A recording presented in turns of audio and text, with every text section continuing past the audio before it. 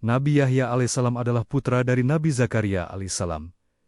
Kisah mengenai kehidupannya diabadikan dalam Al-Quran Surat Maryam. Nabi Yahya alaihissalam dikenal gemar belajar sejak kecil, dan lebih memilih membaca buku dan bertafakur daripada bermain. Ia mempelajari kitab Taurat dengan sungguh-sungguh dan memaknainya secara mendalam, baik perihal syariat maupun etika sebagai seorang hamba. Sejak kecil, Nabi Yahya telah diberikan hikmah oleh Allah Subhanahu wa Ta'ala.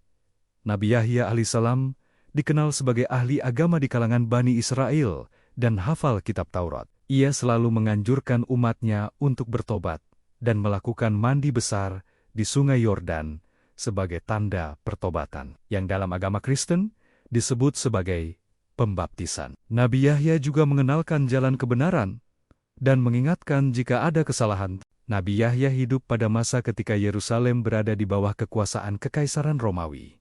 Saat Raja Herodes berkuasa, Nabi Yahya mengingatkan Raja Herodes bahwa pernikahan dengan mahram adalah haram, karena dilarang dalam kitab Taurat. Raja yang marah kemudian memerintahkan pengawalnya untuk membunuh Nabi Yahya alaihissalam. Setelah Nabi Yahya alaihissalam memperingatkan Raja Herodes tentang pernikahannya yang haram dengan seorang wanita yang merupakan mahramnya, Herodes menjadi sangat marah.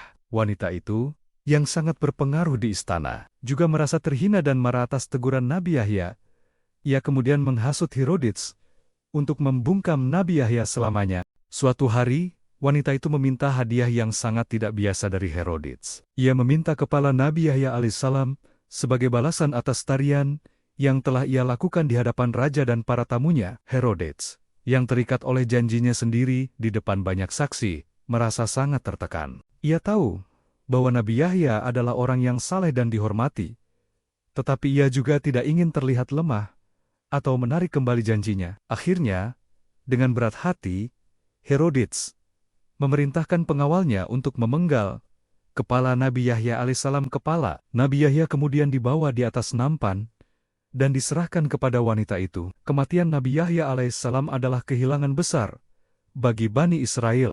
Ia adalah seorang nabi yang jujur, saleh, dan berani yang tidak takut untuk berbicara kebenaran, bahkan di hadapan penguasa yang lalim. Kisah kematiannya menjadi pengingat akan pentingnya menegakkan kebenaran dan keadilan, serta risiko yang mungkin dihadapi oleh mereka yang berani melakukannya.